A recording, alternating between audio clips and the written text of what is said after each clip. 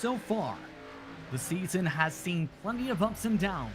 It's seen domination by one man in J.R. Shepherd. It's seen a sealed championship. But for many drivers, with a couple races to go on the calendar, it's a chance for some risk. And for this track today is the perfect place to gamble. We're in the Sin City tonight as we welcome you to the virtual Bullring at Las Vegas Motor Speedway for round number 10 of the 2020 Season 3 campaign of the Bootleg Racing League Grand National Series on the Global Sim Racing channel. I'm Justin Prince. Alongside the booth tonight is Devin Henry. Behind the scenes is our director, Sean Ambrose, and he's using cameras provided by Dougie Beer. 2 more races to go on the campaign, and one difficult track on the docket tonight. Let's take a look at your GSRC lap guide for the best way around this circuit.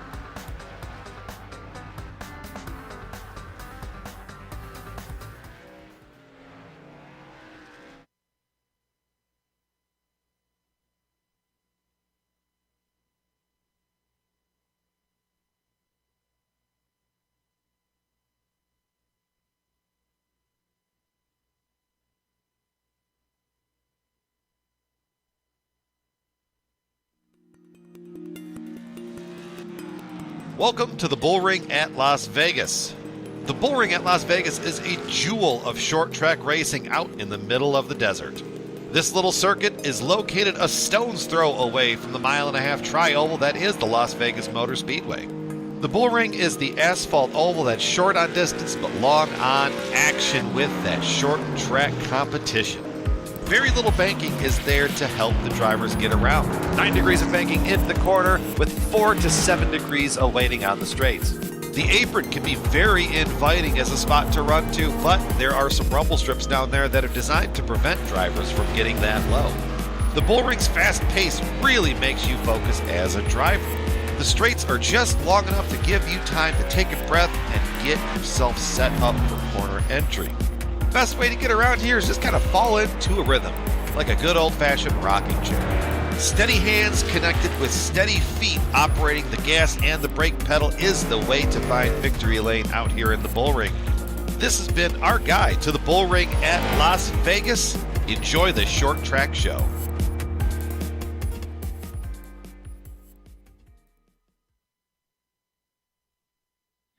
That was a look at your GSRC lap guide for the Bullring at Las Vegas Motor Speedway. Now let's bring in my broadcast partner, Devin Henry, as we get ready to rock around this Bullring in the shadow of the Las Vegas Motor Speedway. Yeah, I like to compare this track to playing craps, because you kind of throw something out there.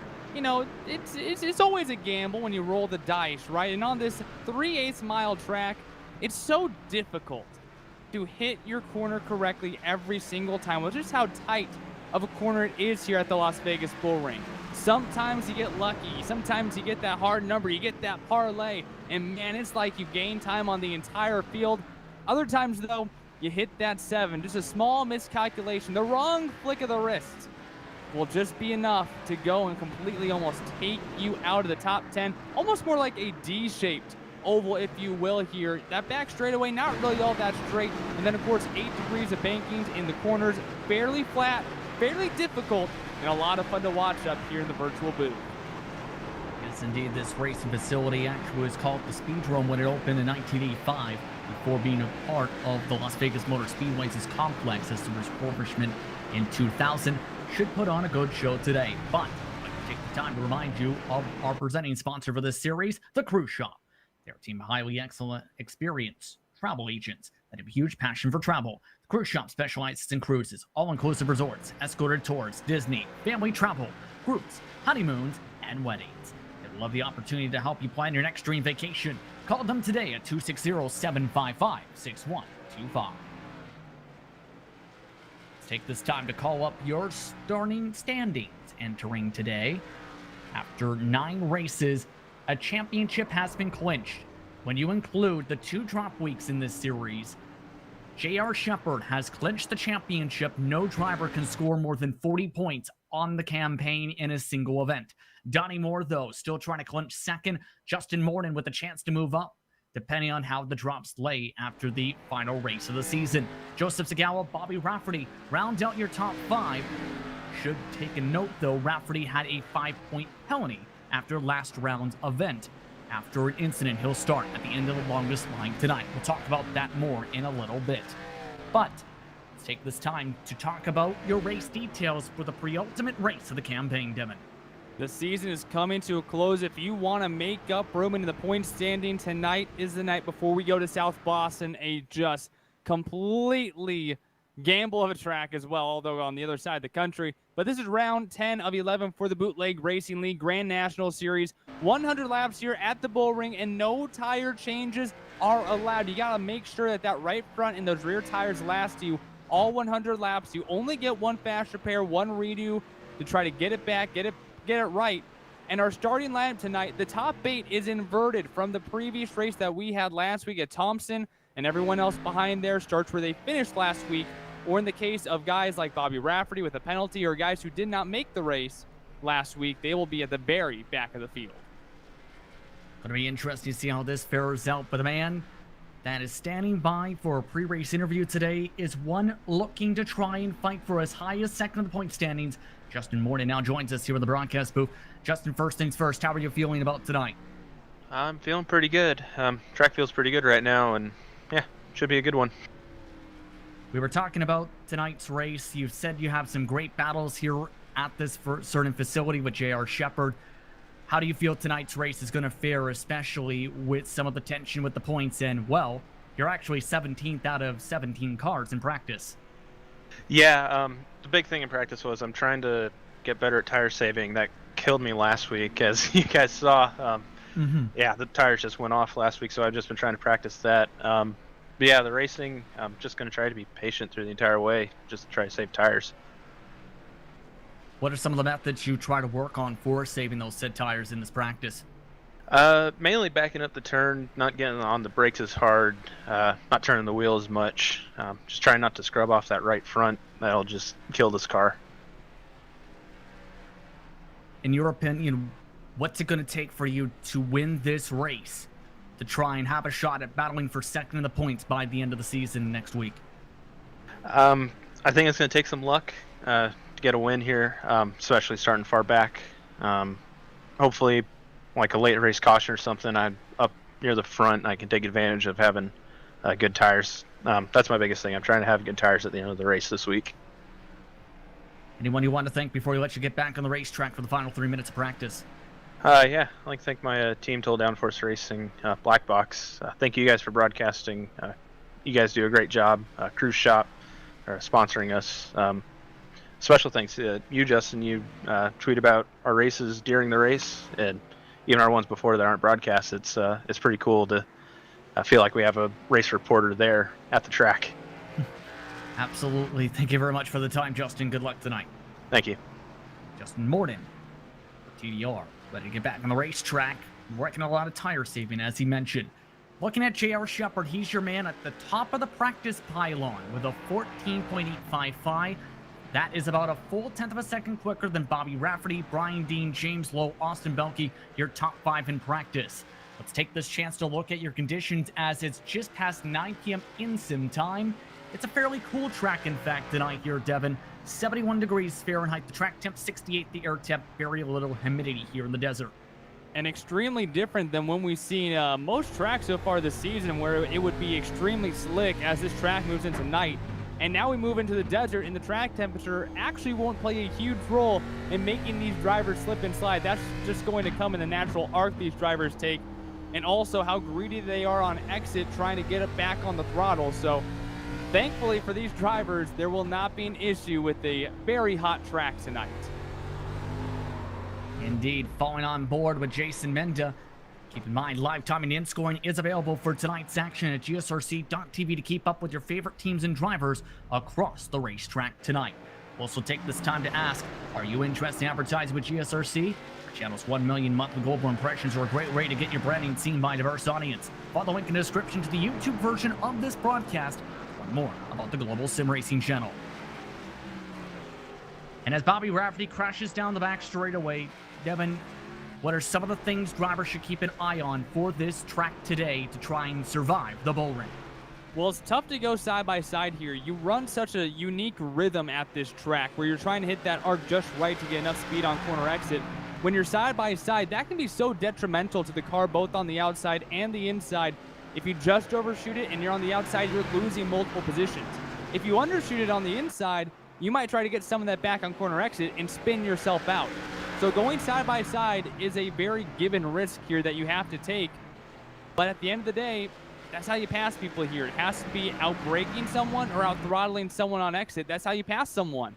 So taking those risks are going to be very detrimental if you don't know the right way of doing it. A lot of guys trying to run side by side right now here in this practice session. Indeed, and keep in mind, there's the chance of longer caution flags. The average in the SK modified race was about 5.25 caution laps per yellow flag period. That's something drivers have to keep in mind for this race this evening as we get ready to race just outside the strip here in Las Vegas. Drivers have wrapped up qualifying. 2 previous winners entered tonight looking to carry momentum in the evening. The street stock winner was Brian Dean.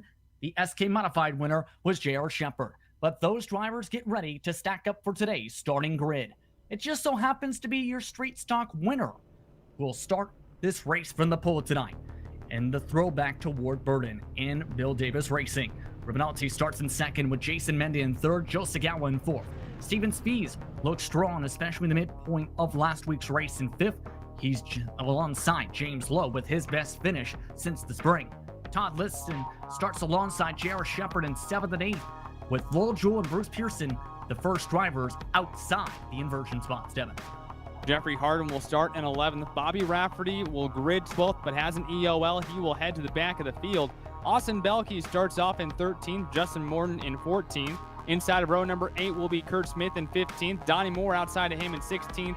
Mike Allen will start in the 17th slot. Mike Holloway in 18th. And rounding out your 19-car field tonight, the principal, Chris Wolfson. A large field tonight, absolutely. And keep in mind, one driver does have to start at the back. As mentioned, it's going to be tough sledding for Rafferty, having to sacrifice a top 12 starting position, Devin. Have to start shotgun as a result on the field. In total, 18 drivers made it to the starting grid. Mike Allen did not make it to the jump. Still a great car count. Had 22 cars last night in the dirt street stocks here on GSRC, and tonight with 18 or 19 cars here in the Grand National Series. And that makes for some good racing. The track will rubber down potentially a little bit with all these cars on the track. And for someone like Bobby Rafferty coming through the field, it's extremely difficult. But we saw last week at Thompson, multiple drivers come from the back of the pack and try to drive their way up. But then it's even more difficult to try to control those tires and not wear them completely out by the time you reach lap 100. Going to be curious to see who can win tonight's action as we get ready to go racing. Pace car will duck down the back straightaway this time by. It's Brian Dean in control of the field. Can he try and make it 2 for 3 on the night? He led a majority of the street stock race earlier this evening. He'll bring us to the green. Off at turn 4, green flag is out. We're underway from the Bullring at Las Vegas. Great jump for Dean. Even Altis and Jason Mendes separate themselves a little bit from the field. Be sure to keep an eye on the 98, the cruise shop machine of J.R. Shepard, trying to work his way through the field right now behind Steven Speeds. And already way up the racetrack, Joe Sagawa spinning in turn 1 and 2. Caution is out. Liston also turned around to the bottom of the racetrack. It looks like Liston, kind of a separate incident that happened from Joe Sagala there. Liston just checked up a little bit, and Lowell Jewell got to the rear bumper a little too quickly, and he went around as well. We'll take a look back here. Sagala, I think, might just went up the track a little bit too much here. We'll see here coming through this next corner. You see James Lowe in the orange number 99 behind him. Diving into one was really high. No contact there, just the arc was a little bit too much. A great dodge there by Bruce Pearson, and you see on the left side of your screen Liston facing the wrong direction as well. Actually got stuck against the front stretch wall in that. Here's a look on board with Bruce Pearson to see what he saw in all the sequences. Everyone started spinning around him. This just happened so quick. There's the 81, picked the right line at the right time. He might have made just a little bit of contact, but no harm, no foul. And the 96 machine gonna keep on going. Gains a couple spots in the process. In fact, he's up 2 spots as a result. Donnie Moore gained 7 spots Well, Mike Holloway gained 8 spots early on in this race. Already 96 laps to go. A good time actually to discuss some of the upcoming storylines involving BRL action. Of course, this season coming to a close in the next couple weeks. Already a couple announcements on the future schedule slates, rather I should say. Nashville Fairgrounds will make its BRL debut on October the 10th, for example. That's going to be interesting to see as Nashville comes to the service in a couple weeks to iRacing. And then also on the dirt side, this is a series that, or a league I should say, that just began running dirt consistently just about a year ago with dirt street stocks. Then they added on dirt sprint cars, and now coming next season, dirt late models. And then in 2021, with the addition of the big block modified to iRacing, BRL will also be adding that. So just over a year ago, no official dirt series, and starting in 2021, 4 different series over the course of 1 year. So this group really expanding, going and playing out in the mud. And then, of course, right here, the Grand National Series, now the premier series of BRL, and just on season number 2. Or 3, excuse me. Yes, indeed. I was about to say, this has been an entertaining season, to say the very least. Yes, J.R. Shepard has been the strongest driver with most victories, but they haven't been easy in some races. He's been tested by some of these competitors, and we've also seen many of them improve as the season goes on as we're back to 1 to green. Jason Menda here on the outside got a good jump last time from the inside. The 25-year firefighter. See what he can do on the outside lane here.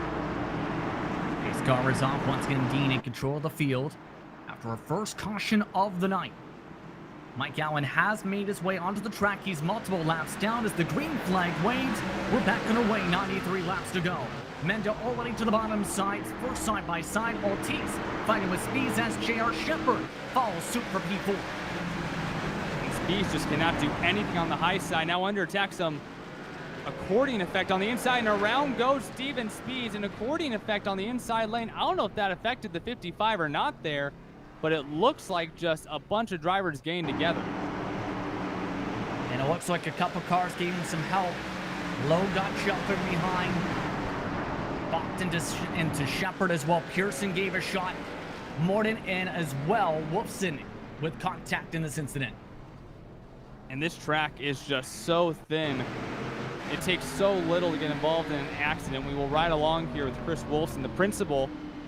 Just watch how quickly this happens. You see the wreck happening, and there's just nowhere to go for the 17 machine. And he might have to go and get a fast repair because there could be suspension or engine damage on that 17 car. Early quick repair coming for a couple of different drivers possibly. Keep in mind, Speeds has no choice. His front bumper's actually been dragging down the whole pit straight, trying to get to his stall. You can actually hear it as it was dragging around the racetrack in the backdrop. A couple drivers will also follow suit as a result.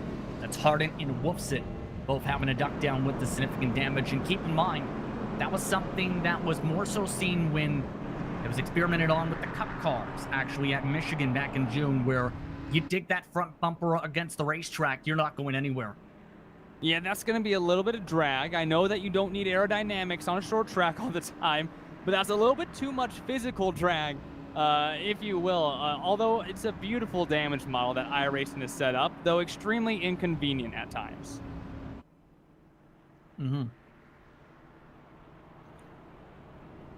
Coming up to 89 laps to go, by the way, here. Already a couple drivers have used the fast repairs as mentioned, but already quickly a couple drivers have gained a ton of time. Mike Holloway gained 11 spots in the span of, I don't know, 3-4 green flag laps, surprisingly done already. And not to mention J.R. Shepard, only 3 spots, but up into the second row. But a guy like Mike Holloway coming from the back of the pack, now up into the 7th position. That is a phenomenal gain for the driver of the number 2 machine. Meanwhile, guys like Chris Wolfson, Jeffrey Harden, Steven Speeds all sliding to the back. That certainly helps as well. And Bobby Rafferty, quiet early race here, which is usually pretty good to have. And now from 19th, or I guess technically 18th with his EOL, now up to 12th. One to go this time to reset your top 10. Dean starting alongside Menda. Then it's Altis and Shepard, Lowe and Pearson. Then it's Holloway, Morton, Moore, and Rafferty among your top positions for this restart. Lowell Jewell also mixed in on the top row in row number 4. To the green flag this time, Dean holds them back this time. Good launch still as Menda follows suit on the bottom side again.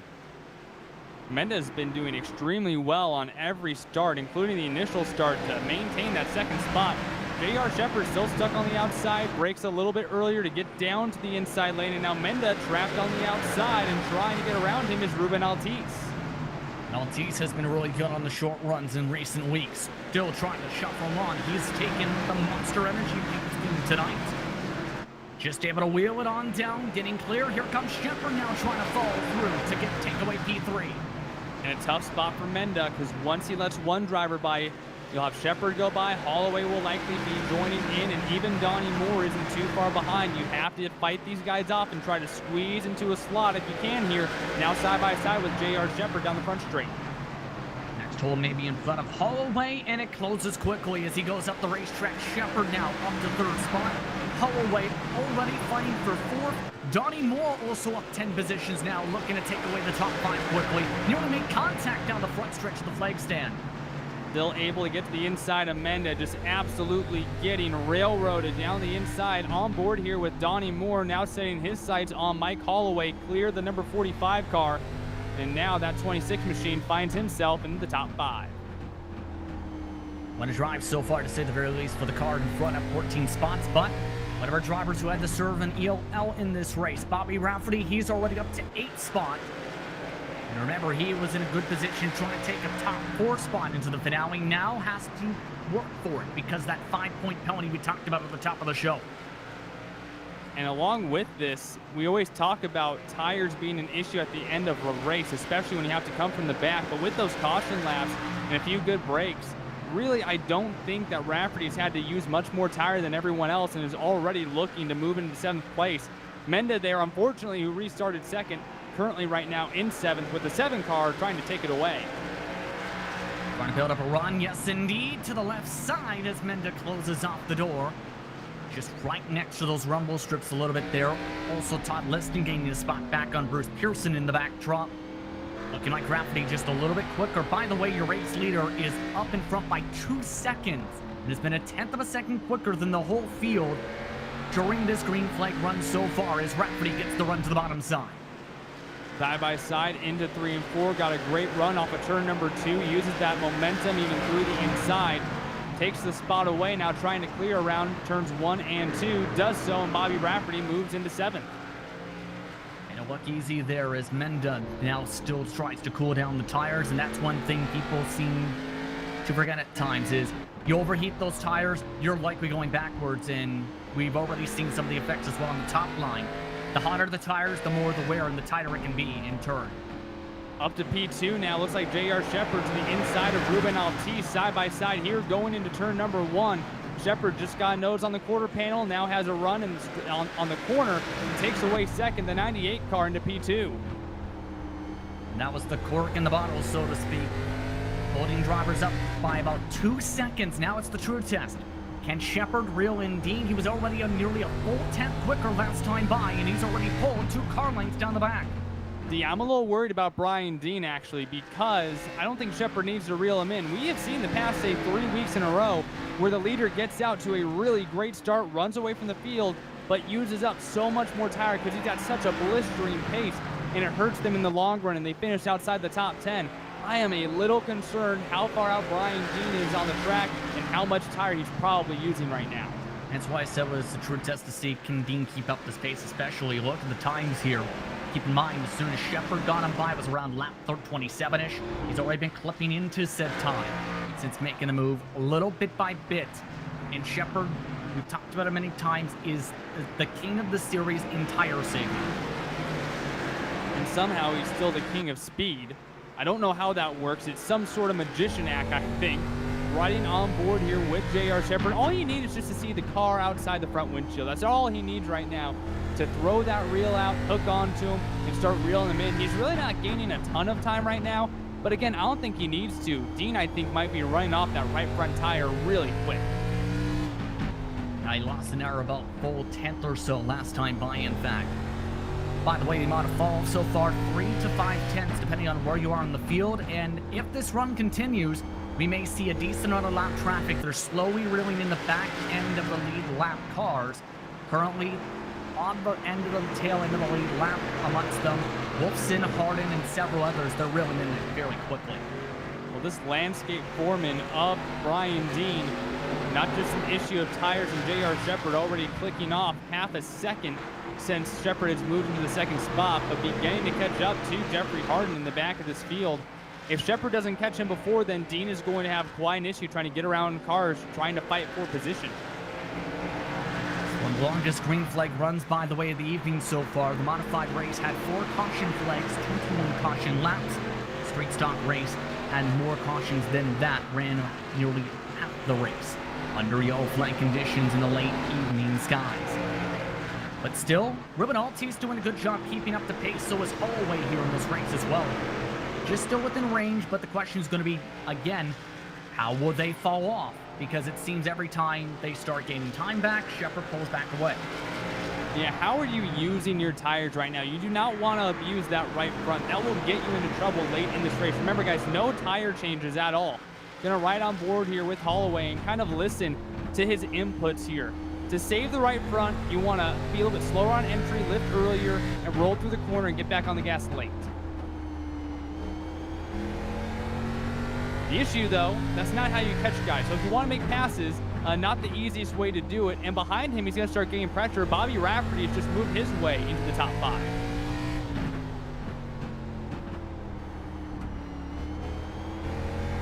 Doing some of those throttle inputs absolutely down the back straightaway here. Holloway now 2 seconds behind your race leader. Shepherd is now within 1 second as this has gone on and is just about broken away. They've also reeled in just about Mike Allen, who is several laps down after missing the start. This is going to get very interesting here with some of these throttle inputs once they have to deal with the traffic and get to the inside. And with everyone kind of separating out a little bit, this is a time we can try to cool down those tires just a little bit.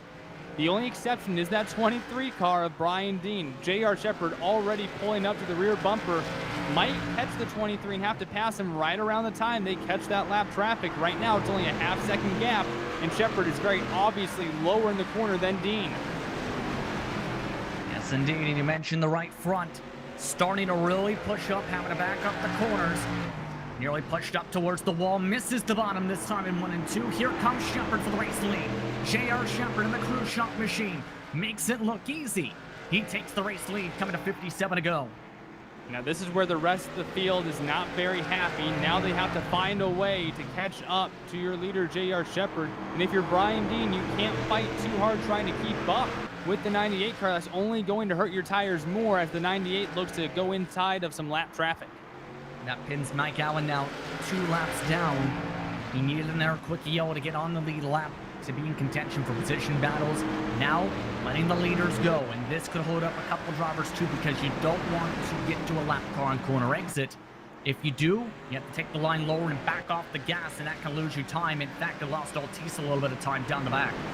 Even cost Bobby Rafferty a little bit on exit there. Had to let off a little bit to not run into him side by side coming off the corner, but Rafferty now looking to take way forward. He's got up to the rear bumper of Mike Holloway. Yes, indeed, as Altis nearly slapped the wall down the front straightaway in front of him, making a 3-car scrap now for P3 on the racetrack. To the bottom side, Rafferty looking to move to P4. Right underneath Holloway, makes it look easy. Holloway gives him the spot. And Rafferty looks to be running some pretty consistent laps. Doesn't look like he's pushing it too hard. I think he has ingrained in his mind right now to take care of that right front. So not really going all out right now, trying to make sure he has enough tire. If there is a late race caution, he has a chance to gain position as opposed to just fall like a rock. Should note that Allen's now backed off the racetrack, looking like he's going to move out of the way to the pit lane. But talking about Rafferty, yes, he's had the penalty coming into this race, but one of his best races last season, in fact, towards the tail end of that campaign, was right here. He and Shepherd traded laps, led in that event. He led more than 20 of them, in fact, in the second last round of last season.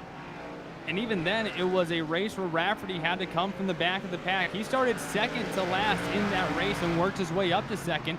Tonight, he starts dead last and has already worked his way up into the third position now, getting around Ruben Altis. So this is a night very reminiscent of last season as he continues to try and make his way through the field. One of the quickest cars on the racetrack, Shepard, is in the 15.9s at the moment. That's about 7/10 of fall for him. Rafferty with the traffic is in the 16.1s, making it look easy to take away second spot. Here comes Altis now trying to take advantage. Can't get the run though. In a tough spot for Dean here with that right front probably used up pretty well. You see him push up on the center of the corner. Altis going to have an easy time getting around her. Not so much. Still door to door going into turn number 3. Altis trying to get up on this podium. Will clear off at turn number 4 here. And so now Brian Dean moving back off the podium and into the 4th position. Meanwhile, Bobby Rafferty looking at a 2.6 second gap up to J.R. Shepard. Looking at average lap times right now in my end of things, just past the halfway point, coming to 46 to go. Over the past 20 laps through this run, his average lap times have been near identical to J.R. Shepard's. 15.884 average of the past 20 laps for Shepard, 15.896 for Rafferty, and getting faster with each turn lap now in the clean space for Rafferty. Altis, though, might have a shot to come away with his first top 3 of the season down at this rate. And with 45 to go, it comes down to a decision that you never want to make as a race car driver. Do you need to let go right now a little bit? Do you need to let off the gas and just make sure that you have tire at the end? Right now, J.R. Shepard is absolutely gone. You can try to run up to him and absolutely abuse that right front, or you can sit back, try to control your tire for that late race caution, and that's just something that racer mentalities do not like to do. They don't like to sit back and wait. They want to go after that car. It's all about patience to save that right front. By the way, one of the drivers also starting to drop back with some of the tire wear. Mike Holloway lost a spot to Donnie Moore a couple laps ago. So some of the drivers who really seem to charge up to the back outside of Rafferty, they're dropping quickly. Or the ones as well who started with track position. Holloway now fell back to 6th. Menda, remember, got shuffled to the top line after one of the restarts. After starting in 2nd, he's in 11th spot. So plenty of your top contenders with the invert already outside, just about outside the top 6, if not out of the top 10. And some of the guys who we saw in early incidences and might have scratched up, might have flat spotted those tires, they're still stuck in the back as well. Steven Speed stuck in 12th, Segala 13th, Hardin 15th. Pearson and Wolfson and Jewell are the last 3 cars on the lead lap right now. They all started pretty well up front, but early incidents have caused them to be way back behind here in this field as Speeds looks to get around Jason Menda for 11th. Well, Jewell's elected to take his car to the pit lane as Menda's now freight trained again on the bottom side. Perfect timing, in fact, to bring up those said drivers indeed. That moves him up to 11th, 12th, and potentially if Liston can also make the move, who was also spun around in the first caution flag, up to 13th. Able to send it a little more deeper than Jason Menda at this rank. Looking a little bit further up the field as drivers continue to move through traffic. Donnie Moore trying to get around Brian Dean for the 4th spot right now. And right behind them is Mike Holloway, so Gablo cars here battling for position. Great scrap right now, still falling on behind is Donnie Moore. Again, looking for some good points. He's been in the top 3 for all the series at some point this campaign. This moves him up to P4. If he can complete the pass completely, yes he does. Dean way up the racetrack as now James Lowe, the next person to attack to take away P6 in all of this. Not a good run. Yes, go ahead. No, I was just going to mention Holloway still continuing to move up the field. I think what you're going for, Justin, there is Brian Dean continuing to move further back down the field, and part of that I just have to think is that blistering pace he was at the start of this race. Absolutely. Hit it right on the head. 34 laps to go here at the Bullring at Las Vegas Motor Speedway. Let's take this time to crank it to 11 for BRL Grand National Series action.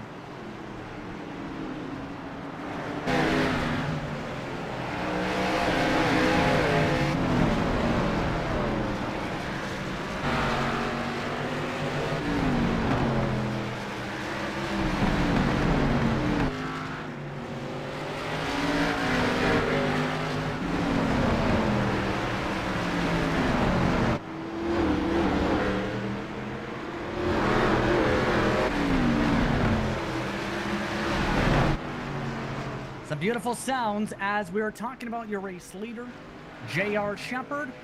He's now continued to grow the gap a little bit to 2.7 seconds with the thick traffic. He's already lapped his way up to P12 in all of this here, Devin. And looking further back, we have a 5-car battle right now for the 5th position. Holloway's gone around Donnie Moore, and Moore's stuck on the outside with an absolute train on the inside lane right now. And Holloway all of a sudden starting to find some pace. Donnie Moore starting to make mistakes. Dean finally trying to get the bottom to work. Lowe watching along with Justin Morton for a chance to move along.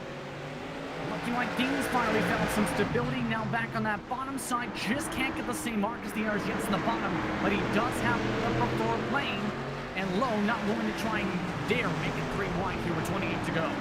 Yeah, the Bullring is not a great place for that, but Donnie Moore is making it really difficult on both Lowe and Morton right now. They just have to sit back and wait and try to get to that inside and follow along. And as this is happening, Holloway is running away from these other 4 drivers.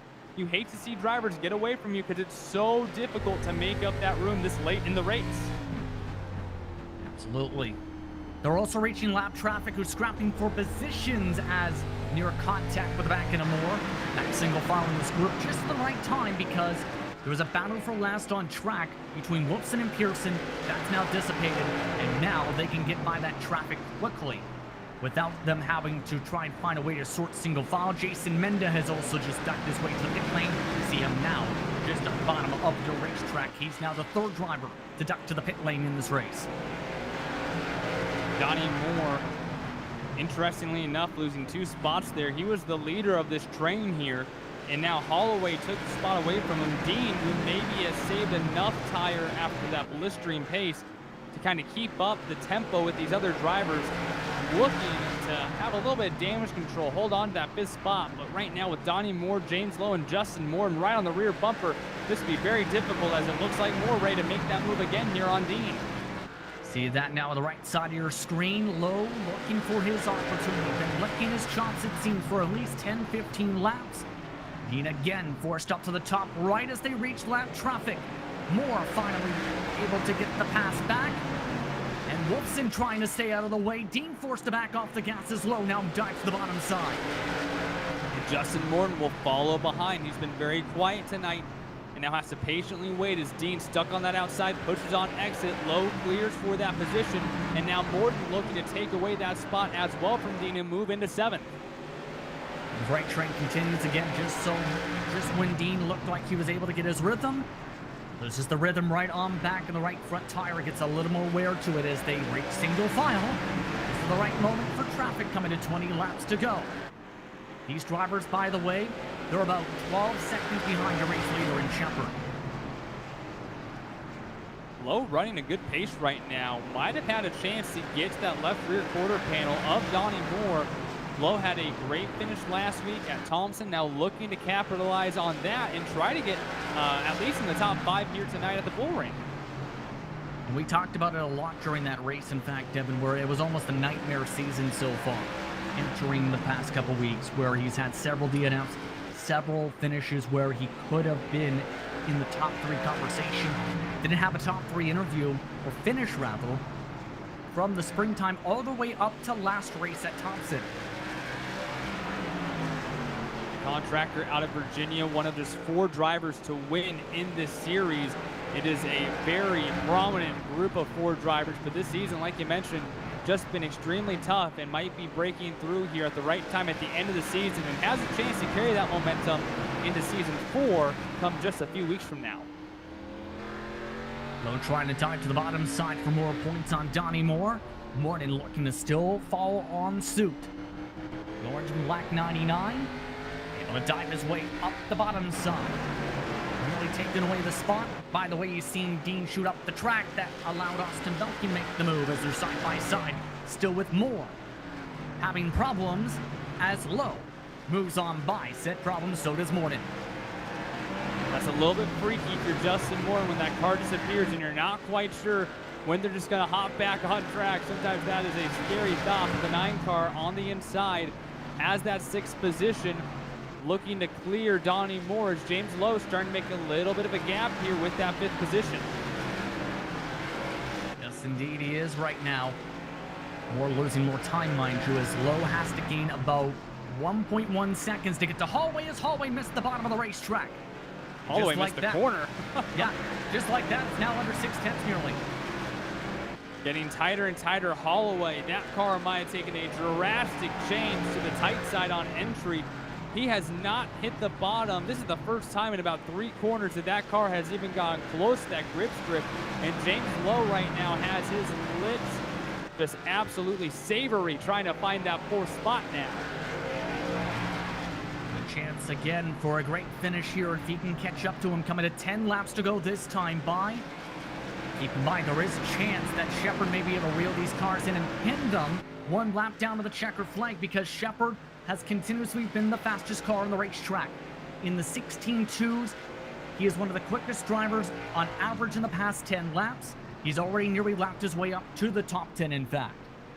Another clinic here tonight for the Tennessee kid in the 98 car, the manufacturing engineer. Spent a lot of time in Legends cars, where I would have to think that's where he learned a lot of real-life tire saving and taking it here into the world of iRacing, putting on an absolute clinic again here, already clinching another championship, 3 in a row. By the way, what's going on with P4? Well, Mike Holloway still playing defensively. They were able to get around Todd Liston, and Justin Morton is also putting in personal bests during this stint here, with a chance to try and die for a position if anything was to happen between Holloway and Lowe here. Holloway has just been reeled in by this 99 machine. James Lowe has a chance here as Holloway pushes on the exit, reels in just a little bit more, trying to find that gap. Has a little bit of time, but not too much coming down. It's 6 to go this time for these drivers. Good exit off the bottom side, just can't get the run it seems here. If you're Lowe, what do you do? Well, you wait for that. Up the track goes Holloway, to the bottom side goes Lowe. Big squeeze from Holloway as Lowe takes away the spot. Holloway might have had to get out of the gas there, and that will be costly. As now Justin Morton looks to move into that position and sneak away a top 5 here. The 9 car to P5, and now Mike Holloway losing 2 spots after a phenomenal run here through the field. Keep in mind, if he enters the last race of the campaign, chance he starts in the 2nd row if he holds on to the spot. Currently, Austin Belke is in the final inversion spot in P8. Just at the very tail end of the lead lap, coming to the final couple laps of this race. Shepard has now lapped his way, in fact, past Kurt Smith and Brian Dean. He's lapped up to 9th in this race. Morton still providing the pressure, though, for these closing stages on James Lowe. This is the closest battle on the track. Morton trying to move into that 4th position, entered really high, going to try to get that arc. Gets onto the bottom lane, doesn't quite have enough momentum to squeeze to the inside. Time running out here for the 9 to move into P4. White flag coming out this time by for J.R. Shepard. Meanwhile, these drivers will scrap, but for J.R. Shepard, he'll get to burn things on down again as Lowe tries to hold on. The flashbulbs go off. J.R. Shepard has won his 8th race of the season. All while Bobby Rafferty charges up from an EOL to 2nd. Ruben Altis holding on for 3rd. And rounding out the drivers towards the top 5, Lowe and Morton able to finish single file in that respective grouping. Bobby Rafferty to come up here, give that looked like it was going to be a very large love tap to the 98, but still, everyone in this series knows just how good J.R. Shepard is. Shepard likes during some practice sessions to try to teach these guys a little bit more on how to run, how to save tires, but obviously every single Saturday night, it's just like this 98 car is putting on his own clinic for every driver in this field, saving tires and outpacing the field. Just continues to pile on the victories and continue to pile on to his momentously large victory and points total in both his career and this season. As mentioned, already clinched the title last race. Post-race coverage coming up in just a moment. You're watching the Global Sim Racing channel live from the virtual Bullring at Las Vegas Motor Speedway.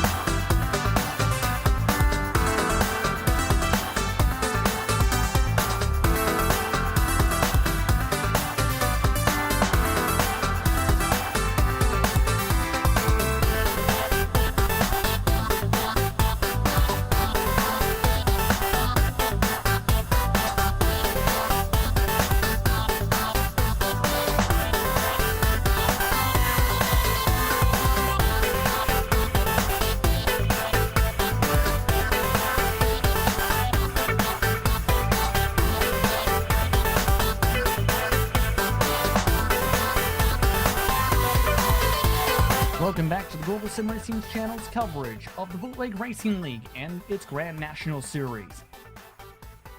Today's action presented by the Cruise Shop. Call them today at 260-755-6125 to plan your next vacation.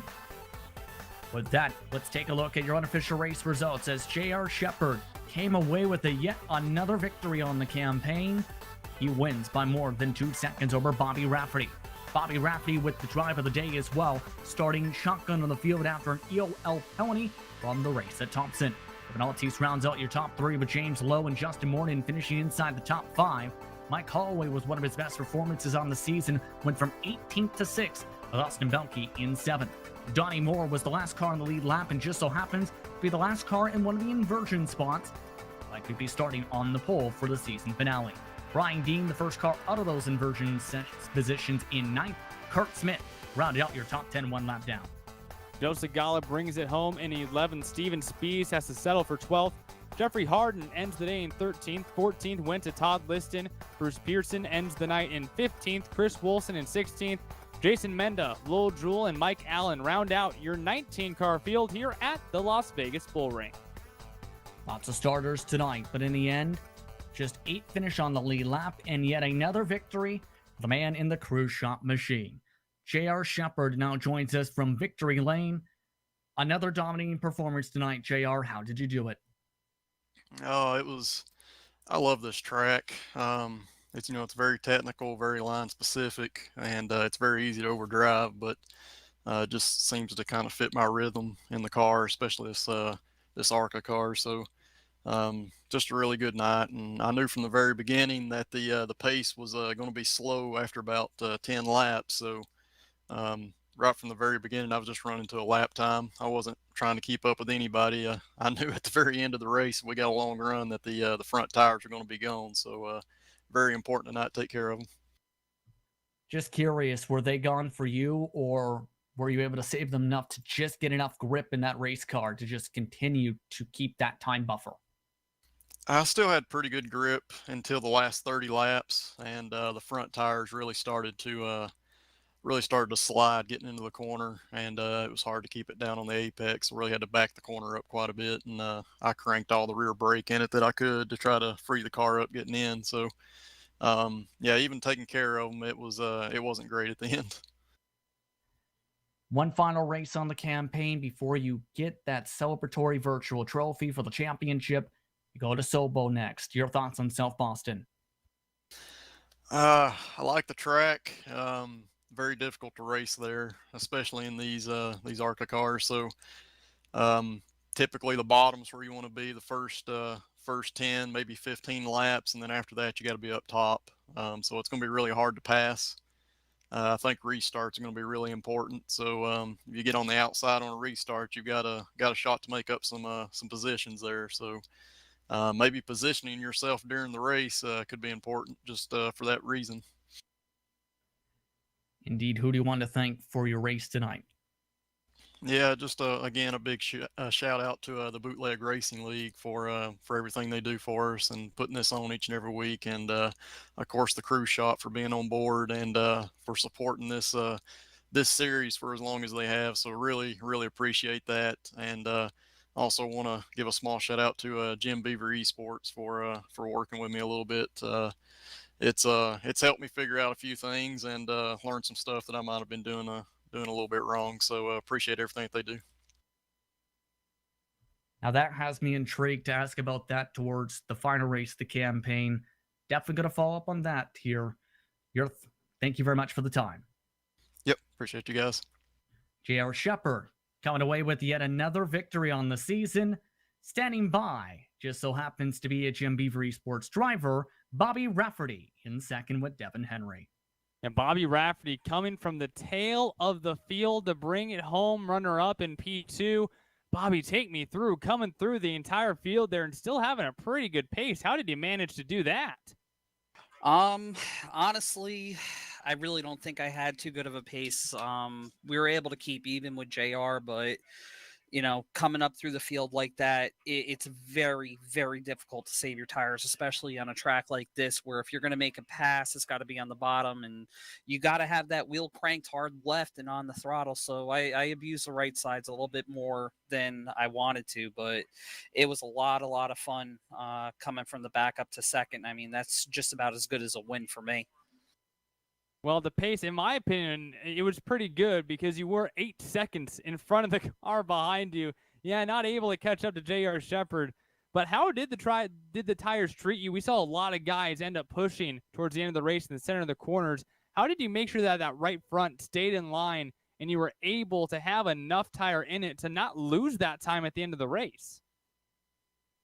It was actually funny. I know JR had mentioned that, we might or might not be working with him. I'll let the cat out of the bag. Yes, JR and Jim Beaver Esports, we are working together, and it might go a little bit further. We'll see how things play out. But we were talking in Discord, and I had made mention. I said to him, I'm getting real loose coming into the corner. And he said, man, I've had to move my brake bias all the way back. I actually had my brake bias moved, I think by the end of the race, I had it 1.5% forward to try to keep the back end in line. But the trade-off was instead of almost spinning going into the corner, I was having to woe it down absolute ton to not push the front end of the car. But that starts at the beginning of the race. I saw a lot of guys were just hammering the car going into the corners. And with these, you just, I know you guys hear me and JR say it all the time. You can't do that, because once you make these tires mad, they don't come back. They don't play nice with you if you don't play nice with them. And coming up next week, I know going to Sobo, not your favorite track, but still a chance potentially to make it into that top 3. What are you looking forward to for 2 weeks from now? And also, who do you have to thank for landing up in second place again here tonight? Well, to answer the first question, I'm going to need some major league help. I still think I'm about 30 points out of third with Justin. So, I mean, it is possible, but I'm definitely going to need some help. Sobo, definitely not one of my best tracks. But the last time we were there, I really didn't know how to drive the cars that well. So maybe it'll change this, like you said, in 2 weeks. Obviously, my rundown on who I got to thank. I obviously got to thank, first and foremost, Bootleg Racing League, and GSRC for putting this league on. The Cruise Shop for being such an incredible supporter on Friday and Saturday nights, and it's been an ongoing thing. So a huge thanks to those guys. Also got to thank my team, Jim Beaver Esports, our primary sponsors on the car, Vision Wheel, GSP XTV Axles, General Tire, Polaris Razor, Rigid Industries, Dirtfish, Gibson Performance Exhaust, Acronis, 07 Designs, and Sant Racing Fabrications, and the Motorsports Drop. I know you guys probably get tired of hearing me run down that huge list, but I'll tell you what, we are so grateful and so fortunate to have such great sponsors that support what we do here. Well, thanks for coming out. We'll see you again here in 2 more weeks. Enjoy next weekend, and congrats on the second place finish, Bobby. Thank you, guys. I'll talk to you guys in 2 weeks. Have a good one. Now we'll hand it on over. Justin Prince is caught up with your third place finisher, Ruben Altis. One of your best finishers of the season, Ruben. First things first, how are you feeling about this run tonight? It was a lot of fun there. Sure didn't have nothing for JR. Got to congratulate him on his win. And Bobby, they would just had us all covered. But it was a really fun race, man. You've been improving more and more the past few weeks, and tonight you're able to not just keep track position, but claw your way forward when you lost some of it. Talk us through how you were approaching this race tonight and how you felt you executed it. I was trying to save my tires as much as I could. I kept backing up the corner and just letting it roll the corner. It was like if you drove a bit too far in the corner, your front end would slide. So I just kind of backed up on corner entry. Indeed, it was talked about, especially by Rafferty, the importance as well with the tire heat to make sure you don't overheat them. Now, one more race is on the schedule for this season. Sobo, your thoughts on going to South Boston? Oh, I absolutely love that track. I don't live but probably an hour and a half from there or so, and I always love them little short tracks, man. They the best. How do you feel you're going to perform there? Don't really know. I love a track. It's just a matter of if you can stay out of trouble. It's a big thing there and conserve tires. Who do you want to thank for your run tonight? Well, got to thank Lowell for the league and definitely the cruise shop. Thank GSRC for broadcasting every week. Y'all do a great job. And I can't thank my Lord and Savior Jesus Christ for everything he does for me. He makes all this possible. And thanks again for what y'all do. Congratulations on the top 3 finish tonight. Thank you, sir. I appreciate it.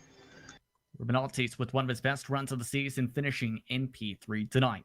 First things first, Evan, your thoughts after tonight's action? Well, another tight race, and I look at some of those crashes that we saw early on, how a couple guys just get collected with how thin of the racing line is here. When we go to Sobo next week, that is just the character of the track. One small incident, one small mistake by someone can just clog up the entire track for the rest of the field. We could see a little bit more chaos, a little bit more calamity, and what a just fitting championship race for the amount of chaos that you can have when it comes to South Boston. And there are still a few positions on the line. Remember, 2 drop weeks in this championship series. A couple drivers have a chance to solidify what could be strong runs up to second. Absolutely. I mean, yeah, the championship is done. J.R. Shepherd took care of business for the 3rd season in a row. But you look at the distance between Donnie Moore, Justin Morden, and Bobby Rafferty. It's just an 8-point gap right now between Moore and Morden. Still have to calculate in that second drop week. And then Bobby Rafferty, I know it's a long way, but 31 points past Morden. Plus, we'll see what the drop week brings for both of those drivers. So definitely still plenty of battles in the points. Only an 8-point difference between Belkey and Segala for 5th too. So just a lot of different moving and shaking. James Lowe, he could end up being in the top 5 in points when this is all said and done as well. Which would be interesting, especially after the struggles in the middle of the campaign in Season 3. But we'll have to wait and see how things fare, because it's time to thank you for tuning in for tonight's action from Las Vegas. We'd also like to thank the Bootleg Racing League for organizing this exciting series, as well as its title sponsor, the Cruise Shop. Take this time to ask you one question. Are you looking to take advantage of GSRC's more than 1 million global monthly impressions? From official series sponsorships to commercial placements, you have opportunities for advertising customizable to suit your company's needs. Follow the link in the description to learn more about the Global Sim Racing channel. Take this time to thank the companies that provide the software and hardware for our broadcast listed up on screen. Additional thanks go to Joe Lalonde, who provides your wonderful music. See the screen for how to get a hold of more for great work. Thanks to the team as well, and Devin and Sean. If you'd like to find out more about GSRC including its upcoming races, find it at globalsimracingchannel.com. If you'd like to help support the channel, check out our merchandise for sale at gsrc.storeandvy.com, or check out our social media on Twitter at GSR Channel, Facebook at Global Sim Racing Channel, and on Instagram at GSRC_Graham. Don't forget to head over to our YouTube page and hit that big red subscribe button so you don't miss a moment from the Global Sim Racing Channel. As just mentioned, one final race on the campaign for points. That is at Sobo. Green flag expected at 9 p.m. Eastern. Cover starts at 8:45 Eastern Time. Catch that on Saturday, September the 12th after the Labor Day break for round 11 out of 11 of Season 3 of BRL's Grand National Series. We also have plenty of upcoming races for other series listed up on your screen as well. Be sure to take the time to check those out and mark them down your calendar as well. But until next time, race clean, race hard, and we'll see you on the track.